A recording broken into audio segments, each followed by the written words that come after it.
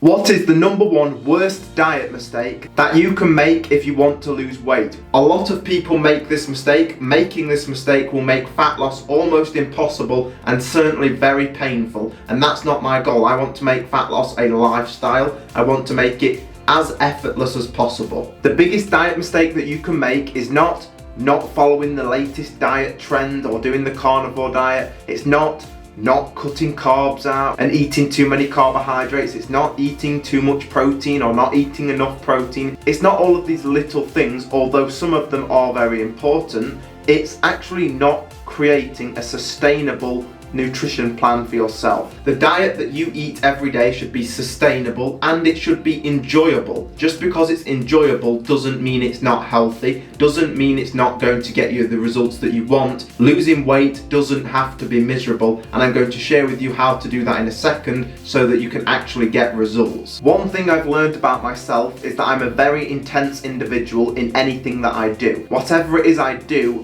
with intensity, and I want to be the best at it. It doesn't matter if it's my career. If I do a video, I want to give the best information on that title and topic out of any other video on YouTube. I can't help myself. That is a personality trait of mine. If I train with my boxing coach and we do some sparring, I want to win the spar.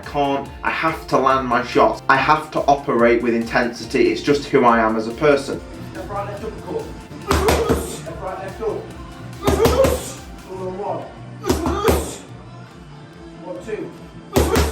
And the exact same thing happened to me when I started to diet, when I wanted to lose some body fat and get lean. That's what happened to me. I thought the best approach was the most intense approach, was 5 times a day, chicken breast and broccoli. Boring chicken breast, broccoli, brown rice. That was what I thought was the answer because it's the perfect meal. Perfect carbohydrates, proteins, the vegetables. I thought that was how to lose body fat. And I can tell you I was extremely miserable eating that diet. It was difficult, it was horrible. I hated eating those meals every day. It was the most boring, miserable time. And I tell you this because it's not what I want for you, and you don't need to do that if you want to lose body fat. What you will learn about losing body fat, about stripping down that weight, is that the only thing you really need to do is hit the calorie deficit. If you eat less calories than you burn every single day, your body will burn body fat. It's that simple. So if you guys take your body weight in pounds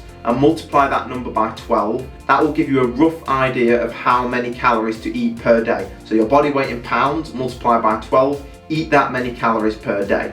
Your goal should be to hit that number within 100 or 200 calories and weigh yourself at the start of the week and at the end of the week. Your goal is to lose 1 or 2 pounds of body fat, no more than 2 pounds of body fat, because you'll be more hungry, ghrelin and leptin levels will increase. Also, if you want to try intermittent fasting, I will link a video at the end of this video so that you can get started with intermittent fasting. It's a good way to make things more sustainable. And really the main tip here is to eat 80% of your calories, foods that are dense in nutrition. Foods like red meat, eggs, chicken, oats, sweet potatoes, pasta, olive oil, coconut oil, peanut butter, these kinds of fats and proteins, carbohydrates. 80% of your diet should be made up of those kinds of foods. And then 20% of your diet, this is where it becomes more sustainable.